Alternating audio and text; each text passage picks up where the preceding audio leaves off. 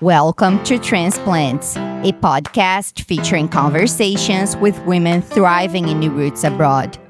I'm your host, Laura Perucci, a Brazilian journalist calling NYC home for over a decade.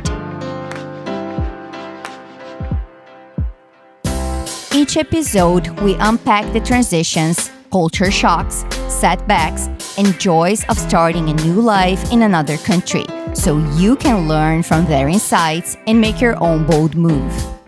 Because I truly believe real stories are the strongest way to spark real growth. Hi, and welcome back. My guest today is Trish Estuart. She is originally from the Philippines and she now lives in Madrid in Spain. You know, I read that book, The Artist's Way by Julia Cameron, and in one of the chapters, she says that when she faces failure, instead of asking, why me? She asks, what's next? And when I think about Trish's journey, I actually see her life as a living answer to that question. She grew up in Cebu, started working really young, lived on minimum wage, and eventually left home out of survival, not confidence, to work as a flight attendant in Saudi Arabia. And although that opened her world because she started to travel and she also had a great salary, she was also confronted with a deeper question. What does a meaningful life actually look like? And after returning to the Philippines, losing her job because of the pandemic, dealing with career changes, moving by herself to Spain, Trish also had to deal with visa uncertainty, broken promises, and she started over again and again. So let's hear Trish's transplant story. Hi, Trish. Thank you so much for being here. Welcome to the show.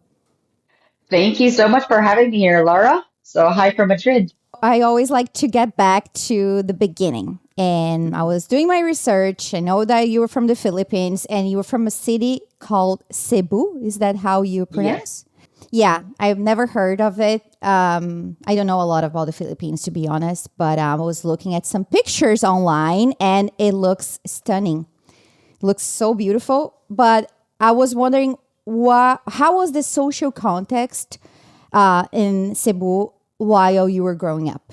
I would say not a very small city, but I had a small community. Like my world revolved around the same people.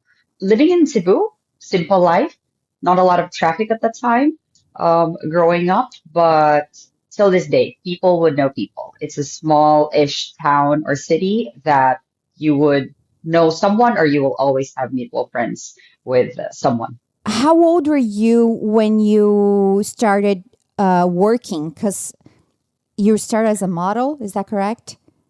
I used to do summer jobs, like the grocery stores and everything. I was not set to be a model. Studied at a Catholic school, and it was Mm-hmm. like no makeup, simplicity, and this and that. And so I was also really into sports too, like martial arts. So Mm-hmm. modeling was not a thing for me until I entered university. And then in university, I studied arts. And so there were a Mm. lot of in art school there are like fashion designers and this and that and photographers, photography classes. And so they needed models. They would ask me if I could model for them and everything. And that's where it started. So I had a few gigs.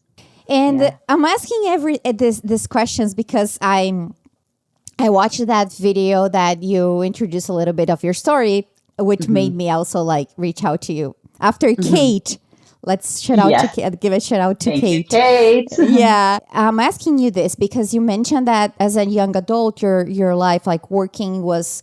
It sounds like pretty hard because you mentioned something about living on a minimum wage and also like helping your boyfriend to pay debts. Oh, So I wanted oh to know more yeah. about that. Oh wow. I didn't expect that question. I don't want to speak about the guy per se, Yeah, don't because worry. yeah, I don't want to, Yeah, tarnish his I reputation or can. whatever. I come from like a middle class family, and as an adult, I realize now that we were more comfortable with than most people. But Mm-hmm. because I was surrounded, my environment at that time, I went to school with like rich people. Of course, growing up, I felt like I always had less. So I want to make it clear that I see that we actually were really struggling, but to me, I didn't have much at that time. I guess my dad's principles were always just about the basic needs. But at that Mm-hmm. time in my life, yeah, I was more focused on the lack of things because of that. And so that's why I really felt at that period that I had a hard life. I had to, although it was still true that even to buy myself a new pair of jeans or new sandals or a new bag, it was because I needed a new pair of jeans or my bag was worn out and everything. So even those things I had to model and do gigs and everything so I could provide myself those. I totally get Yeah. the feeling. And I think it's very complicated when you are that young and you don't have that understanding to appreciate what you have. But also like when everybody around you has other things. It's hard. It's hard. And Yeah, there's nothing exactly. wrong in wanting more of life. So don't feel bad about Yeah, that. exactly. I wanna know about your job working as a flight attendant for this airline in Saudi Arabia. Saudi Hmm. Arabia. Yes. And you said something that really got me curious because you saw that you got this job out of survival, not confidence. How that happened, how you got that job, and can you explain more about this feeling of not feeling like confident and this like fight for surviving? I lived there for almost 4 years. But at that time in 2014, Saudi Arabia was a closed country. And so for a woman to say that she's going to go to Saudi Arabia and work there, it's of course shocking. My dad didn't take it well, of course.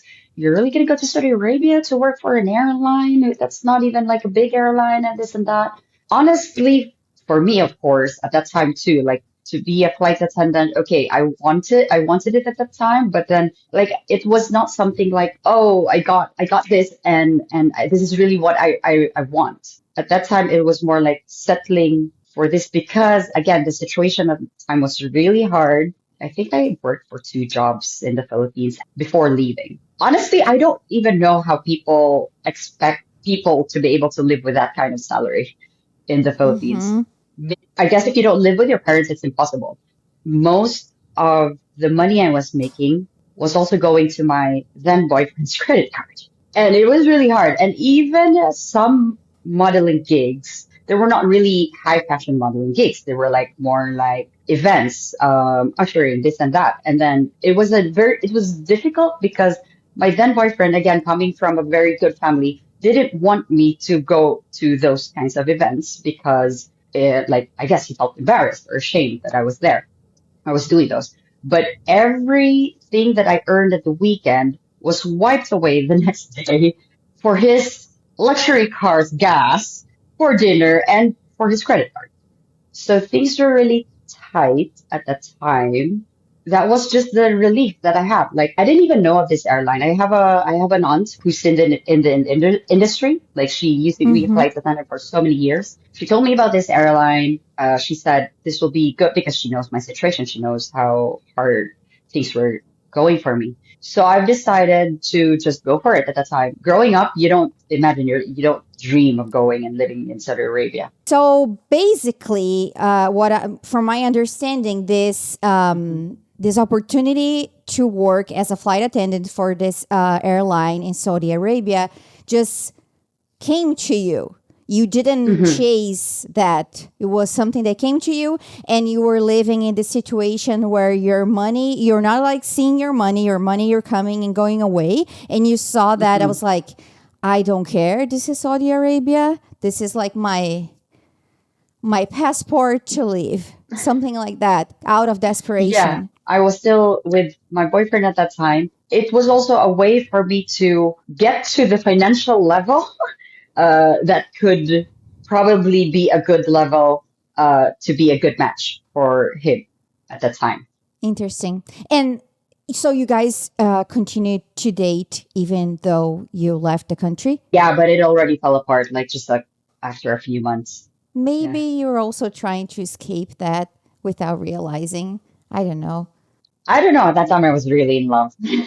So I can't Yeah. really say that. And I really wanted it to work at the time. But Saudi Arabia turned out to be the best thing that happened to me. If you could explain just a little bit, because you said that Saudi Arabia at that time was a closed country, what that Mhm. means, like specifically, because you said it was, so today is not that anymore. I was trying to read some things about the context in Saudi Arabia, Mhm. but yeah, what that means, like being a closed country at that time. Women still wore abayas, the robes. And in Mm-hmm. Riyadh, where I first landed, it was also like strictly black. In Jeddah at that time, we could use more colorful ones with designs and everything. But in Riyadh, which is the capital of Saudi Arabia, it was strictly black. We also had to cover our hair. In Jeddah, they at that time they used to call it like like an open city because we could just let our hair down. At that time, single women could never be with another man unless that man is the husband, the brother, or the dad.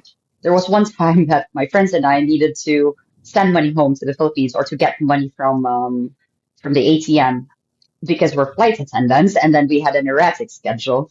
The only time to do it was at 3 a.m. or 4 a.m. We were told the next day by the office, you don't do that. People will think you're prostitutes. Oh And my god. also, if you get caught dating someone, you're with another man who's basically not your husband, brother, or dad, then you'd be caught. The religious police, they call them matawas, would take you.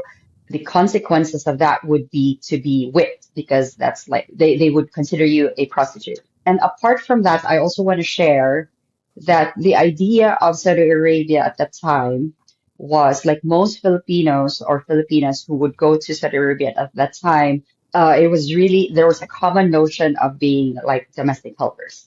Mm-hmm. And they suffer a lot. Their passports are getting taken by their employers, and then they get physically abused at home. It was depicted as a place of horror, maybe to the Filipinos. And Mm-hmm. so my dad was not in favor of that at all. That scared me too. But the only reason why somehow it made me feel better was because my aunt knew the the head of the company, I mean like the service area of the company, and then there were Filipinos already there who were there before me, and then they've been there for quite a while. I think when I came, there were Filipinos who've been there 10 years. Then that gave me some sort of relief.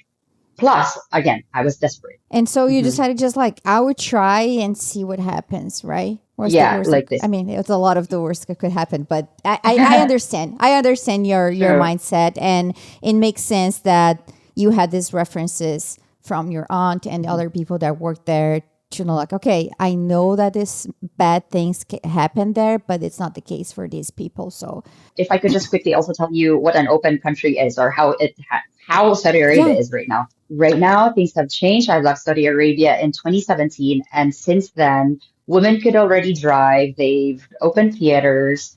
I think they got rid of the family section because even in the restaurants before, when I was there, there's a section for single males and the family section. No more abayas, no more religious police. I really want to go back. I really want to see how Saudi Arabia is right now because I think it's a wonderful country right now. And they have this goal of 2030, their vision for 2030 to be, they're catching up with Dubai and everything. And they have their metro now and a lot of good places to go to. Like, I feel like it's just going to be the next Dubai. And also it makes sense that you want to go back. Like, hey, you lived there for 4 years. So Hmm. Yes, yeah. yes, it will always Yeah. be a part of me. You stay there for 4 years. How do you think this experience as a flight attendant has changed who you are? Because if I'm not mistaken, that's when how you started like to travel and you got to visit a lot of places. I saw that you posted something this week about 2016. That was very like important year for you. So if you could talk a little bit on how was this experience of like not in Saudi Arabia but like being in other places because you had this opportunity to travel to a lot of places and that apparently like change has changed something in you. It really means the place means a lot to me. That time in my life really means a lot to me because it has changed a lot of things. I think the biggest change that it has made was my financial. I think the biggest change it has made was the financial levels that I had coming. I mean, from a deprived feeling back in Cebu, all of the sudden I was earning really well, and my bank account wasn't dwindling at the end of the month, and then my next salary would come. And I'm just like, okay, then the next salary will come. And again, because it's a closed country, there weren't a lot of things to do. I was just in the compound working out, cooking. That's where I learned how to cook. That's where I learned how to eat properly and everything. I had my money just coming in all the time. I wasn't spending anything. You are just like having this feeling of abundance for the first time. Yes, exactly, exactly. Okay, to be honest, also at that time, my Filipino friends were all like shopping here and there with all these brands and everything. And so at the time, I got into it, but not so much, thank God. But it was just, from not being able to buy myself a new pair of jeans back in Cebu to being able to just buy whatever bag I want. It was amazing. At that time, I thought I would just be there for 2 years and then I'm gonna go back home or I'm gonna move to another airline and everything. So I didn't really spend a lot of money in my first year or a year and a half. I started traveling when I realized that I'm gonna be here longer. The relationship I had back in the Philippines didn't work out anyway, and then so I was just there and I'm just like, well, you know what? I have this life now. I'm just gonna take advantage of it and I'm just gonna fulfill my travel goals because now I have the money. So when I worked in Saudi Arabia, also I think it's important to note that I worked for a low cost airline, so we didn't have layovers. Okay. This is why. But I think the first few years made me establish a routine or for myself as a person. Again, learning how to cook, working out, learning about nutrition. Oh my God, reading a lot and everything. The self improvement over there. It was like a very me self improvement for time in my life. And in late 2015, I decided, you know what? I have to travel. Now I have the money that I don't know what I'm going to do with. So I'm going to travel. So I went to Europe for the first time. And I remember sitting on the bus from Paris to Switzerland. At that moment in my life, I had nothing to ask for. And I really Uh-huh. remember that. For the first time, I feel like I have everything. Even getting the Schengen visa was nerve-wracking because we Filipinos are always scared of all these visa applications and everything, to get denied and everything. And then it was the first for me. I just had to know. So when I got that visa, also, I was like, wow, this is like my passport to travel. Also, for the first time, applied for my US visa, which again is notorious in the Philippines. It's known to be denied all the time. My mom, I think, also had a few rejections already. So I applied for my US visa. You It was know, another in step, South of course. America is the same thing. It's the same. The Oh, okay. being afraid of the visa. And also, I have my grandma living in the US. And so I also, like, during the application, should I declare this? Should I not? Like, and that's a big step also because I was in the middle, imagine Asia and then Middle East. So little by little, I was like conquering the world because then I saw Europe and everything. But the US at that time was another level. And so far away as well, right? Exactly, Because you exactly. went to California, which is the Yes, yes. other Oh, side. wow, I'm so proud of that girl who imagine it's your first time in a continent. And instead of just flying in, going to your grandma, being with your cousins, being with somewhere safe and familiar, I've chosen to fly to San Francisco, a place where I've never been before. I don't know anyone. I just had that goal of mine to drive through Highway 1, but I Oh, couldn't yeah. drive. I've met with this girl, and again, a stranger, someone I've never met in person, and I was in a car with her for 3 days. Not just a Wow. car, we were sharing the hotel room too. That's an amazing story. But eventually you got back to the Philippines.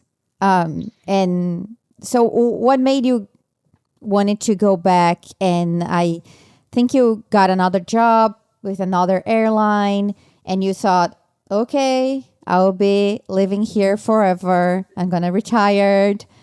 But life had other plans for a lot of people, actually, because like pandemic changed the lives for a lot of people. But yeah, tell Right. me about Yeah. like going back and what happened after. That was my life. I was traveling a lot and everything.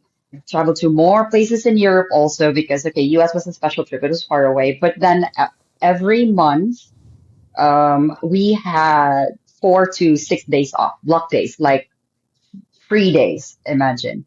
And we had staff ticket benefits too. So what I would do was like every single month, I would just pick a destination in Europe and fly for and be there for 4, 6 days.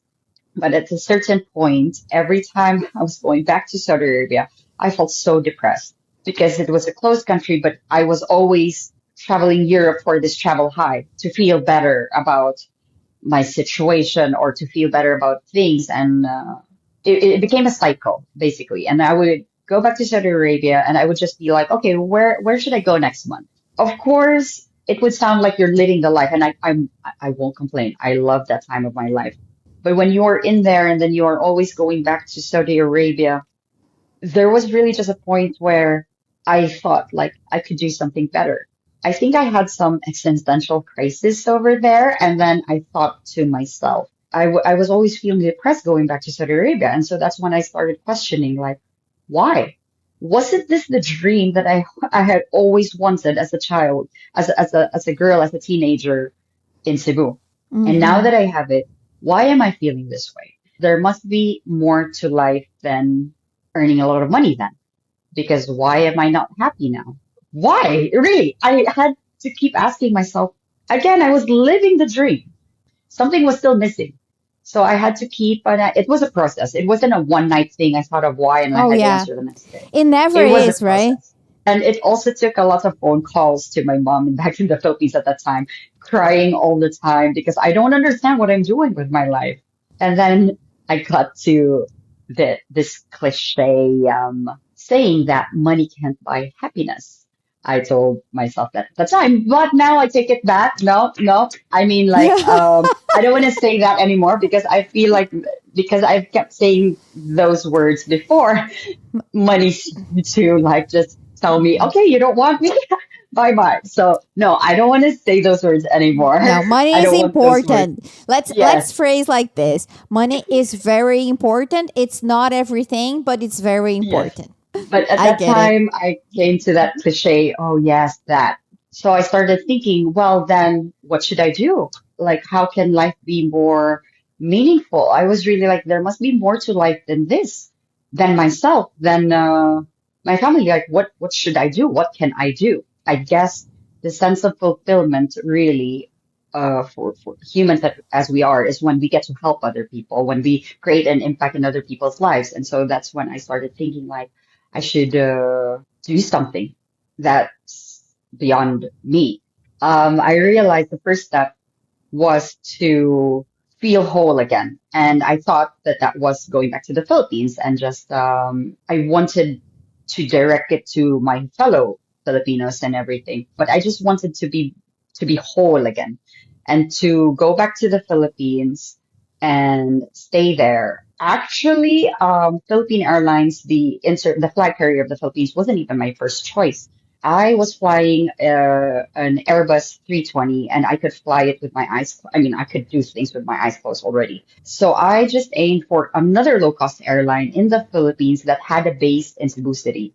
My idea of my life in the Philippines was really to work for that low cost airline in the Philippines and to stay in Cebu with my family. And then I also had to fix things with my family and everything before I could like really go beyond. Then I went back to Cebu. I applied for that airline, but I got rejected. Again, a rejection. And I'm just like, wow, now what do I do? Because this wasn't the plan. That evening, I found a post on Facebook that says, this could be you. You might be the one we're looking for. And they were saying that there's a movie that's filming in Cebu. They're looking for people, extras, talents, and this and that. So I was just like, well, yeah, I might be the one you're looking for. And because I had my commercial back when I was younger, I thought that it would pay the same also. So I was like, this is going to be good money. I got in and I was the night before they told us how much they're going to pay us. And it was like, what? Commercials pay a lot more. So I Mm-hmm. went, the crew told me that I had good registry in the camera. And then I had like maybe I should consider going to Manila to try show business in Manila because it seems like I had potential. And that was a real deviation from whatever I had planned for my life. I also didn't want to ask myself later on, what if I have done it? And so I did because anyway, the I had no job offers at that point. I went to the capital, I got into show business. This was a point in my life, a key point in my life that has really helped me become a content creator today.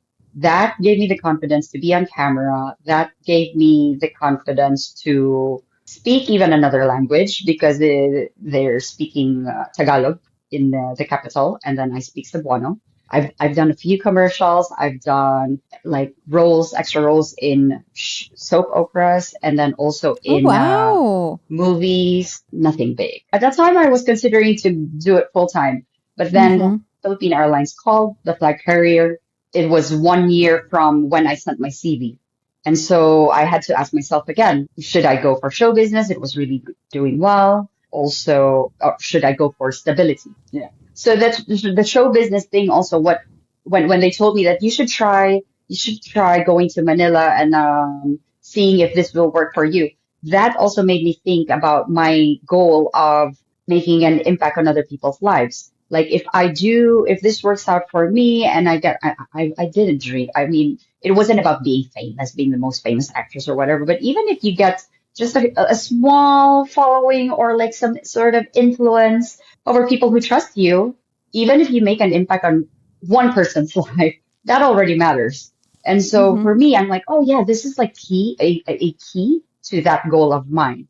And Mm-hmm. so that's why I Makes also got sense. into that. But then when Philippine Airlines called, and then again, I had to choose between that thriving career or the security of something that I know I can do very well, like flying. I can do very well, and I can really retire. I could teach well also. I said I'm going to go back to aviation because my goal was to become a trainer, a safety trainer, and I could stay home in the Philippines the whole time. I could be with my family, and I could like think of this like helping other people and this and that. It was Philippine Airlines. Got there, thought I was done. I even cried during our graduation because my speech was like, "I'm finally home." I ended with like, "I'm finally home." Yeah. Also, like listening to you sharing this thing with the show business. Hmm. I mean, at some point, like right now, you are working with content creation, so life finds a way to bring us back to what we love. It's sometimes it's fascinating and scary. But see, you got this job, your dream job, and you're like, okay, I'm done. But then the pandemic happened and you Yes. lost your job. And Yes. then how you had this idea of like, okay, let me leave this country again. When I lost my job, I was just like, I'm gonna wait until they're gonna call me back. Oh, that This, that was I your plan was first. But again, in the meantime, what am I going to do? I can't go back to show business as well because show business was down because Yeah. of COVID and It's everything. not There were like we no had a shoots and lot of everything. choices, right? Somebody told me, why don't you teach English online? I'm like, but I don't know how to teach English. But then it's true that my goal was to be a trainer. I'm going to get the teaching experience. So when they call me back, I'm going to have the flying experience and the teaching experience. And that's going to fast track my way to training.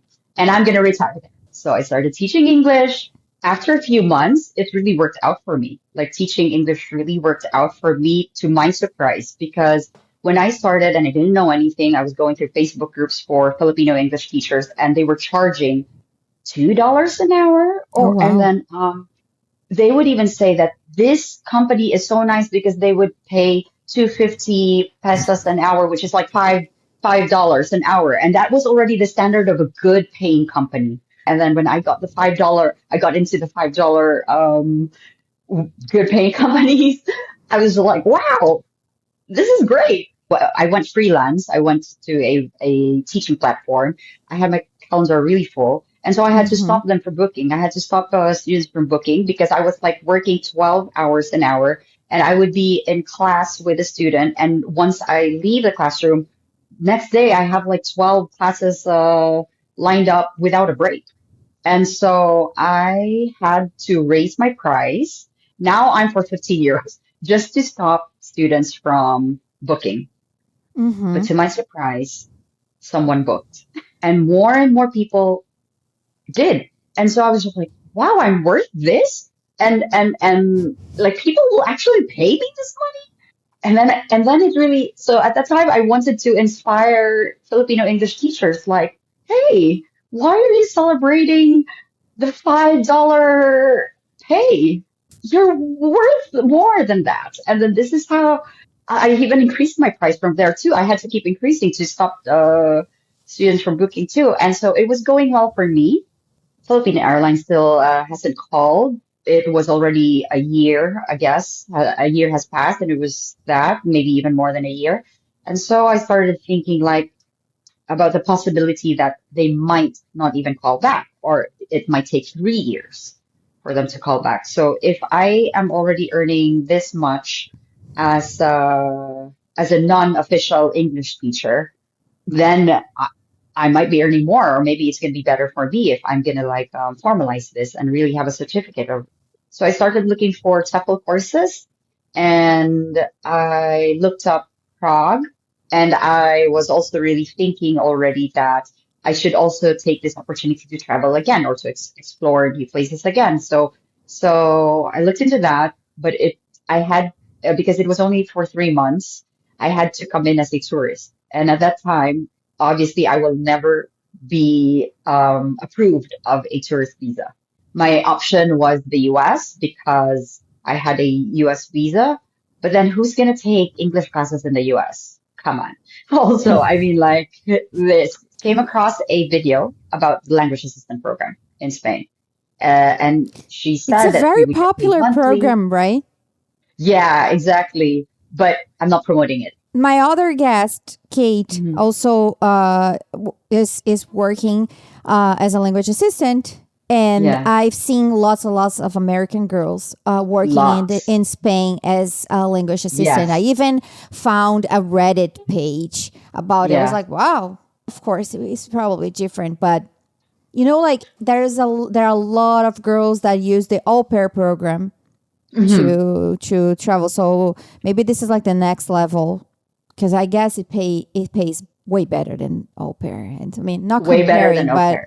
yeah, not Hmm. comparing. I mean, I know that it's like teaching English is completely different from like taking care of a kid, but it's like Oh, a it program can be that the same. it can be the same, yeah. But it's a program that people can use to leverage this to go abroad and live abroad. Yeah, I came across a video. This will be a better way for me to apply for a visa because it's a student visa, not a tourist visa. Oh, you when you are a language assistant, you come Hmm. you travel it is a student visa, Yes, as a even though you're student. working. My first program, because that's the Ox life over here. Ox is auxiliar de conversación. Okay. So we call ourselves Ox here. So the Ox life here is like that, jumping from one program to another because you have a limit. Each program you have a limit on how long you can stay. And so Mm, my first program, which was the program that I got into from the Philippines, was a master's program, and so basically, it was framed in a way that I will get a master's degree. mm-hmm. At the same time, I will have a practicum where I will be placed at a school and I'll be working there with real students, and I'm going to get paid a Okay. stipend. So your idea, your goal, with the language assistant thing was moving to Europe with a visa, which was not a tourist visa, so you could get your certification as an English teacher to Hmm. maybe someday get back to the Philippines to teach English, to continue what you were doing. That was your Yeah, goal when you started to look into these opportunities. Yes, Okay. Okay, got initially. it. Or maybe not even just go back to the Philippines really, but I also found the beauty of remote work. I was like, I can, if I get good True. pay because I'm already Mm-hmm. certified, and then I could just work from anywhere. Now I'm into this language assistant thing program in Alcalá de Henares here in Spain. Then the algorithm again also picked up on you're gonna get like the citizenship for 2 years. Like Filipinos get, it only takes 2 years for Filipinos to get be a citizen in Spain. I pictured my life to be I'm gonna be earning a lot from teaching English online, and I'm gonna be traveling around, and I'm gonna even have a Spanish passport. With no, I'm never gonna have to think about visas anymore. So you moved to Spain with that in mind? So this is why, in between that, because from the point where I was thinking of digital nomad life and then learning about the 2 year citizenship and everything, in between that, then I started thinking that I have to make it in Spain. This time should sell everything I have in the Philippines and think that I do not have my parents' home to go back to.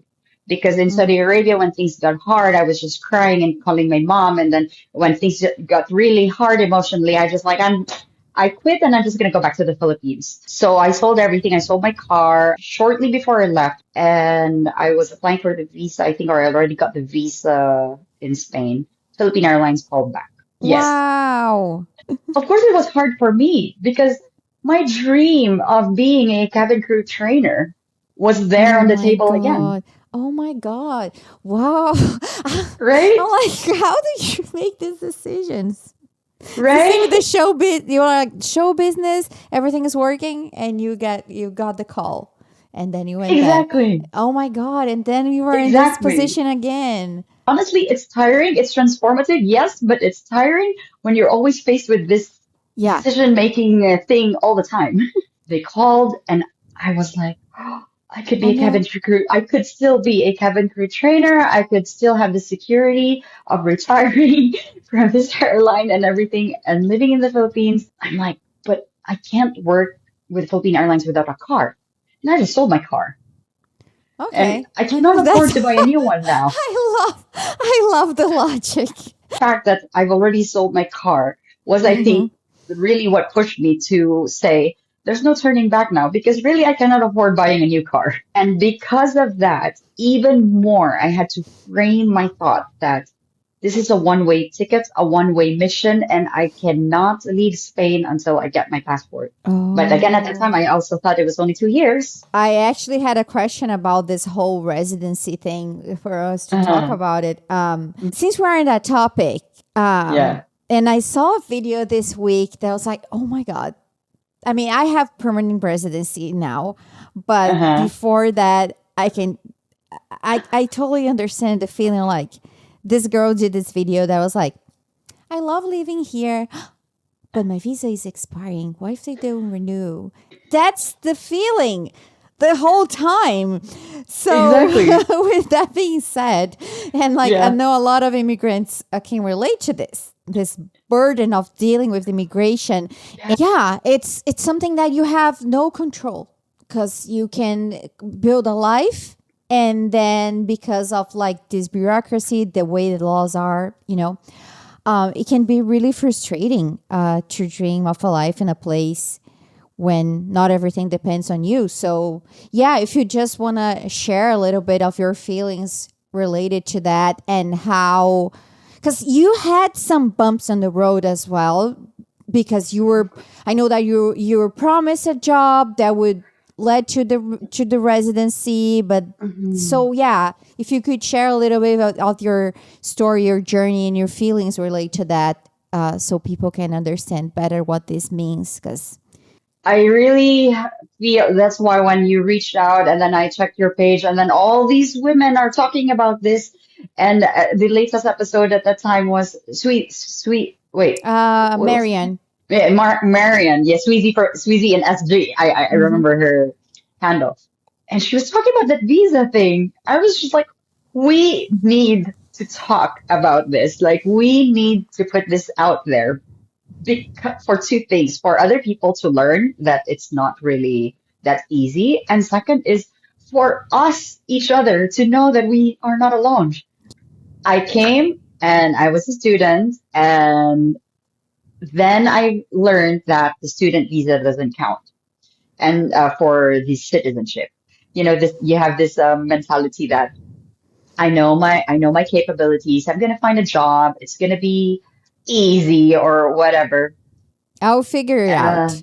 on the day of my graduation from the master's course, so that was 9 months in, I had an interview for the academy. And so I went all the way to Madrid. At that time, I still lived in Alcalá de Henares, and I got accepted. And then they were talking about the visa, and I was so amazed. And again, I was like that Trish sitting on the bus in Paris, driving down to Switzerland, where, Lord, thank you so much. Like, you're really with me, you're guiding me. This is really for me. You're really showing me that this is for me. Like, wow, thank you.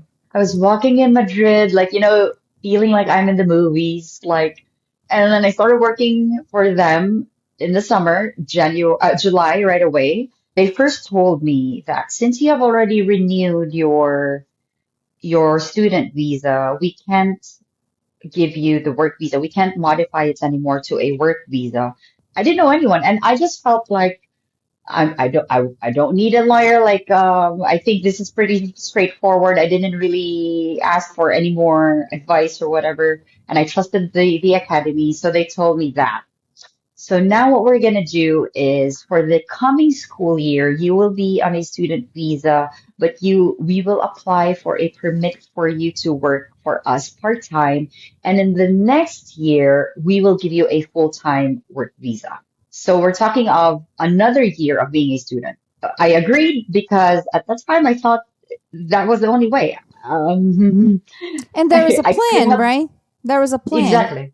Okay, another year, fine. I mean, it's still better than other people who's been in the Ox program 6, 7 years. And so I said yes. And my visa was expiring June 30 of the following year. So I expected us to do the modificación already from like 60 days before, or like to be on top of it, by April 30 or May 1st, we had to submit this already because it takes a long time for immigration to get back to us, and which is another issue also. It Yeah. takes like 6, sometimes 8 months and everything. But April, they told me, unfortunately, they can't sponsor me. But I've been working for them since July of the year before.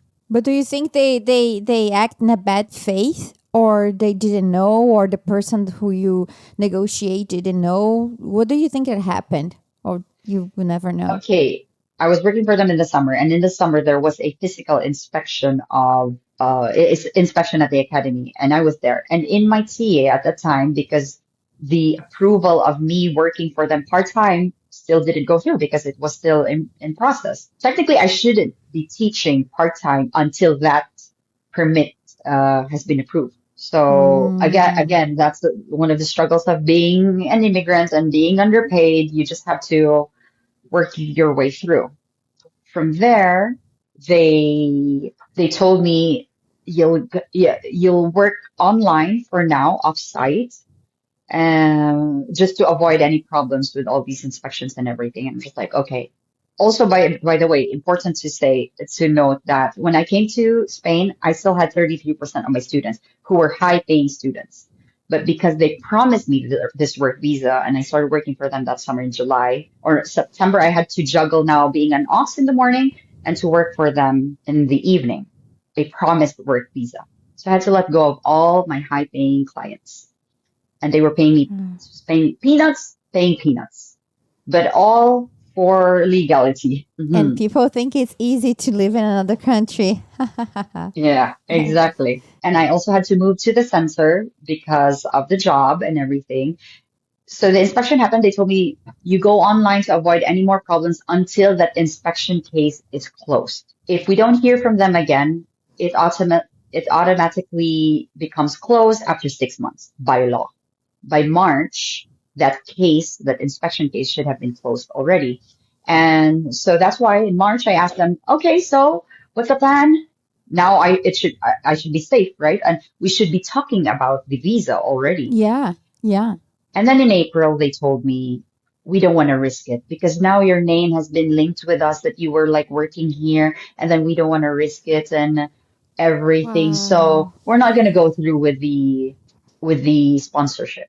You could have told me that September. Yeah, for Then sure. I wouldn't have let go of my high-paying students. How do you recover from something like that? It was difficult because my funds financially, because I was peanuts. I then started to reach out to my previous students, but some of them came back. Some of them had already found another teacher. Some of them, Mm-hmm. of course, maybe they've already reached the level that they were aiming for. They already got the job that they wanted and this and that.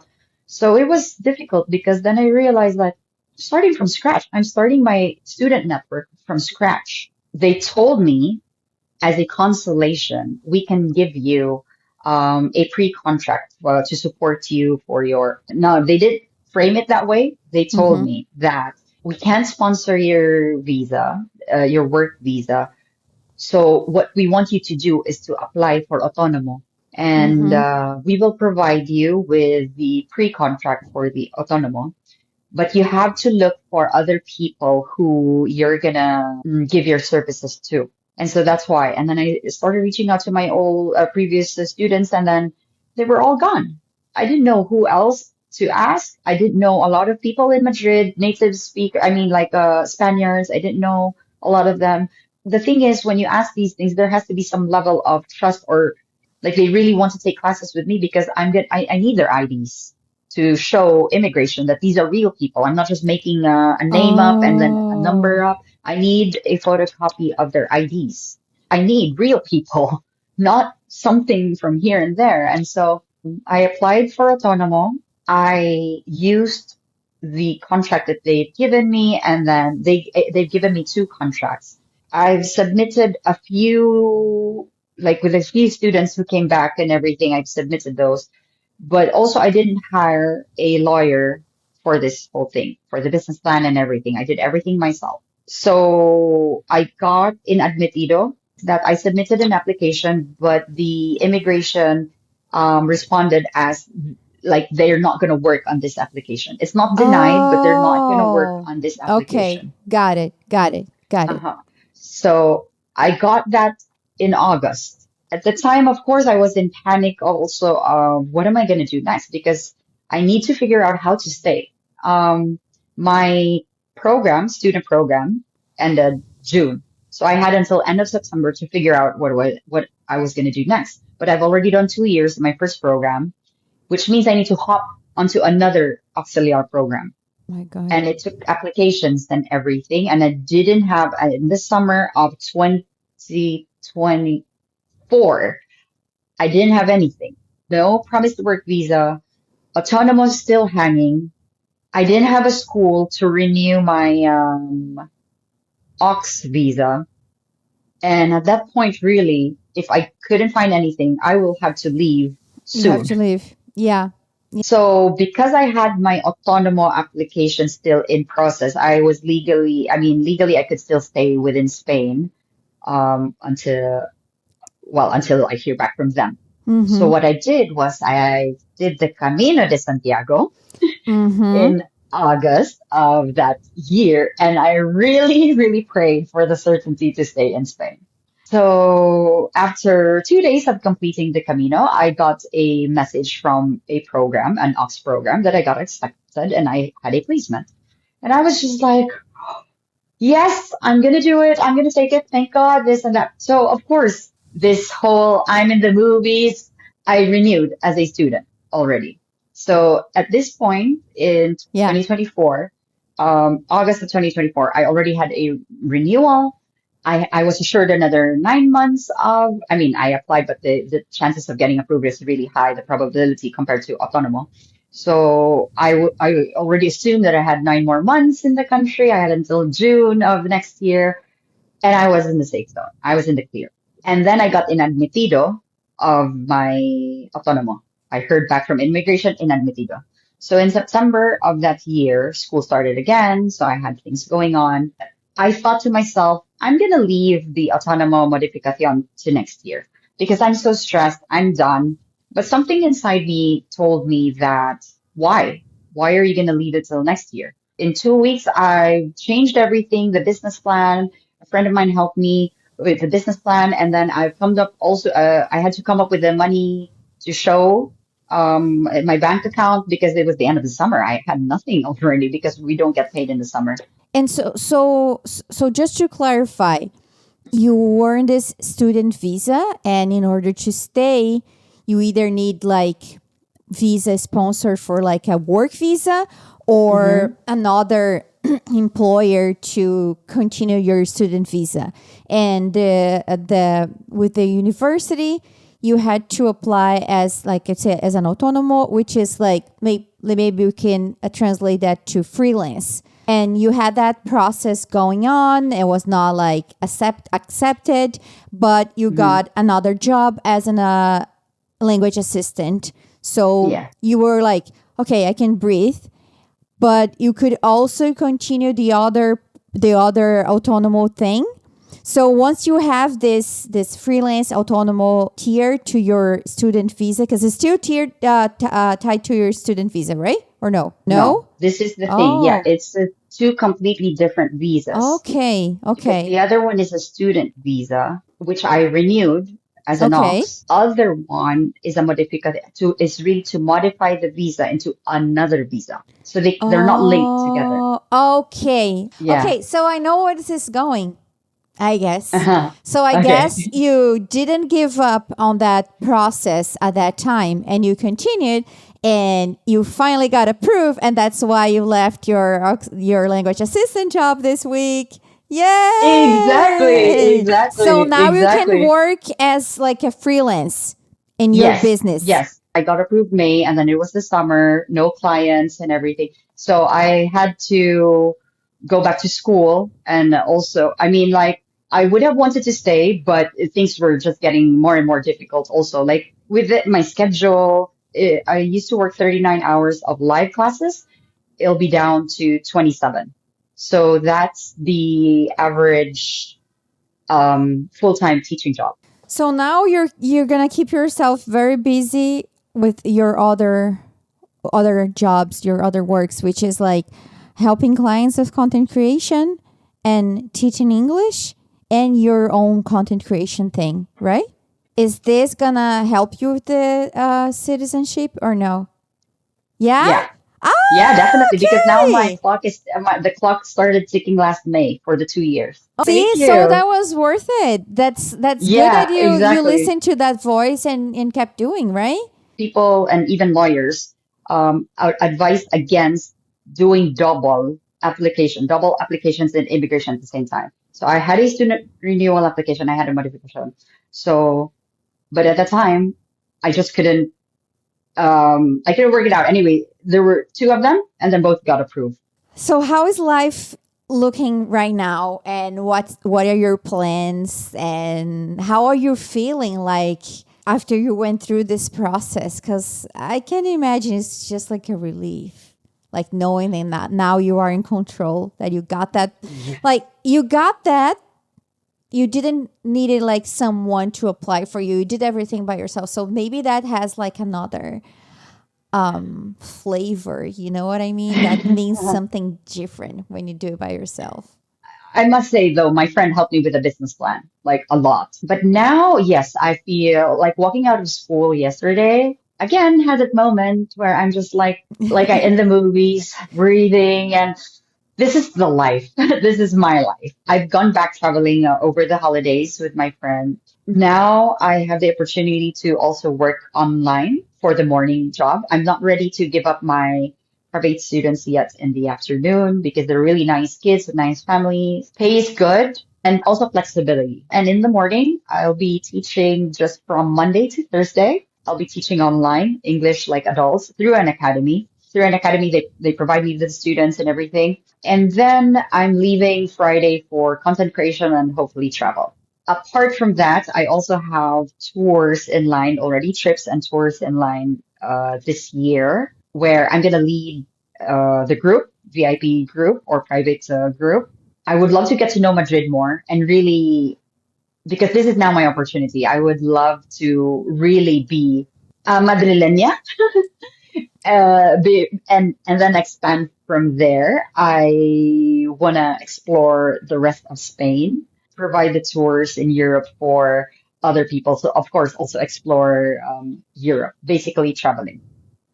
That sounds very exciting. So now I understand like that you're working towards your dreams and goals, that it's like you have this oh my god, this goal to work with like content creation and the travel thing, and Hmm. the language assistant was something like to be temporarily, and you mentioned that you were working towards your dreams, and you had your dreams and you had the stability. One gives you money and the other purpose. Exactly. Hmm. And sometimes is what we have to do in life, right? We have to balance, because things are not going to happen at the speed that we expect to happen. So we have Hmm. to like, pay the bills.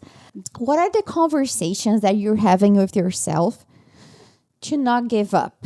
Because yeah, I really love what you said when you were moving to Madrid, that you set your mind to like, at this time I'm not gonna call my mom to complain. I'm not gonna look at the Philippines as an opportunity to go back once everything messed up. I guess like you change your mindset, but even though it's not easy. So what are the conversations that you're having with yourself in situations like that, when the academic said like, oh, your visa is not, it's not going to happen, or when you got the denial of the other process, like a lot of bumps on the road. So Hmm.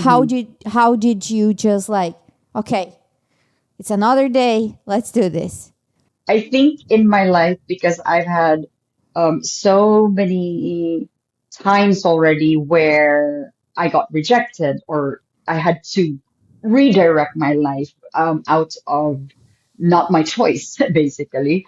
Right now, I, of course, do not hope that I will have these bumps again and everything. At this point, I just tell myself all the time that it will work out because time and time again, it has been proven that it will work out in my life. Like this is how I guess I feel so blessed and I'm grateful that for some reason it's just going to work out. And most of the time, it's even for the better. So when things don't work out, I always remind myself that don't worry, you've been here before. Like, what are you? I mean, of course, I get worried, but still, but don't get worried. But what are you worrying about? You know that things will find its way. And again, I don't want this to be a very religious thing or whatever, but God has proven time and time again that He's with you and He will make things happen for you. I just do it. Like I just also left my job yesterday as a language assistant, and I trust that things will work out. If not my plan A, there will always be a plan B, or not even a plan, but something will happen. Yeah, so you mentioned something about that feeling that you had when you every time that you went back to Saudi Arabia. Hmm. How do you feel today with this life in Madrid? Because back in Saudi Arabia, you're like making money, not a lot of things to worry about, traveling, and you had Hmm. this feeling. And now, and how long have you been living in Madrid, in Spain, in general? Like 3.5 years. 3.5 years. I mean, you went through a lot. How is the feeling? Is it different now? I'm not gonna lie, there were moments, many moments in my life here in Madrid where I would really tell myself and ask myself, was that the right decision? Like to leave Saudi Arabia? I have asked myself that question so many times, and so many times I wish that I could just go back to that time. But now that things are falling into place, I feel like the struggle in Spain and how I got to this point. I mean, again, I'm not there yet, but it's been a long way and so much has happened. So that gives me a sense of fulfillment on how I got to where I am today because in Saudi Arabia, it was like handed in a silver platter. Like, here's the salary. and enjoy Mm-hmm. your life. But here, I've worked through the whole thing to get to where I am today. And so I get to appreciate that a lot. And although there are times, of course, that I still wish that the financial aspect would be better, but being able to live in Europe and be in this country and I don't know, walk to the supermarket, these simple joys. Walk to the supermarket, go to the park, enjoy the park and everything. The quality of life that I get here, even though I'm earning less than I used to when I was in Saudi Arabia. It's just here it's easier to meet with people because there are a lot of people here in Saudi Arabia. It was very limited. My friends were crew. Yeah, I feel so happy. That time that I told you that I would be coming back to Saudi Arabia and I would be feeling depressed. It, I still remember it, like on the plane, looking out the window, seeing Saudi Arabia again and landing like upon approach, it's so heavy. But now in Spain, I was looking forward to coming home and I was just like looking forward to exploring Madrid more. It's such a blessing to feel like I'm just continuing my vacation. This is my life. I guess it's not healthy when we are only happy and fulfilled when we are traveling. And if you get back Yes, home, of course, sometimes you'll be a little sad, but if you always have that feeling and it's something that you have to try to fix it because that's your life, right? You're not yeah, unless you're a nomadic, you're not like 100% of the time traveling. So you have exactly. to do something about the life that you're living right now to be like, what can I do to look forward to be back at my routine, at my life? Of course, I can be Yeah, excited about traveling, but also about my own life. So that's very exactly. inspiring.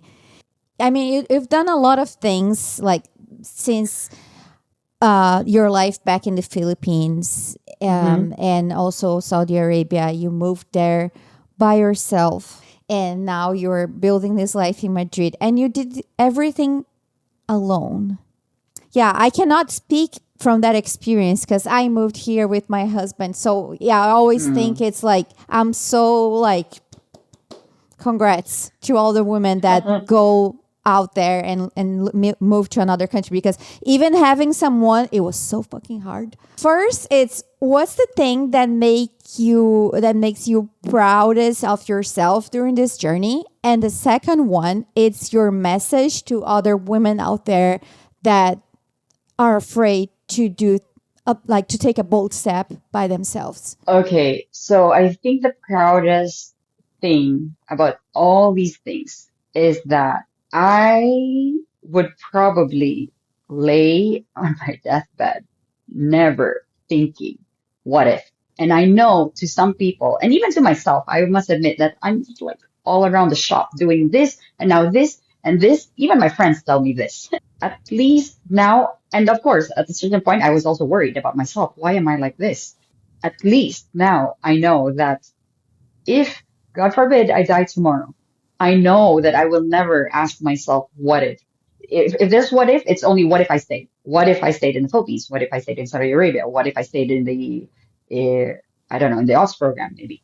I think my message for other women who are afraid to take this bold step is that what are you more afraid of? The unknown or knowing that if you continue with what you're doing, your routine right now is just going to be the same. Things are going to be the same. So if you want to know, you'll just have to give it a go. And before we finish, tell Yeah. people where they can find you. Well, And right now I'm only focusing anyway on Instagram, so that's Trisha en España. thank you so much for your time. Thank you, Laura. Thank you for everything, and thank you for having me here, and thank you for listening to my I entire love life it. story. I love it. I love a great story. That's why I'm here. So yeah, so please make sure to connect with Trish if you want to send her a message and tell her that you listen to the podcast. And yeah, we'll talk again soon. Bye. Yes, bye. I really hope you guys enjoyed this episode with Trish. I had such a great time talking to her. She has such a great energy, and you should definitely check her socials. Check the link in the description and follow her adventures in Spain and beyond. And don't forget to follow us on Spotify if you are listening to this on Spotify, or subscribe to our YouTube channel if you're watching us on YouTube. And we have more episodes with more stories of women abroad, and I'm sure they're gonna inspire you to chase your dreams. So make sure to check the other episodes if it's your first time here. If you have any suggestions for next guests, please drop a comment, send me a message. I'm always looking for new guests for the podcast. Thank you so much for being here. Until next time, bye.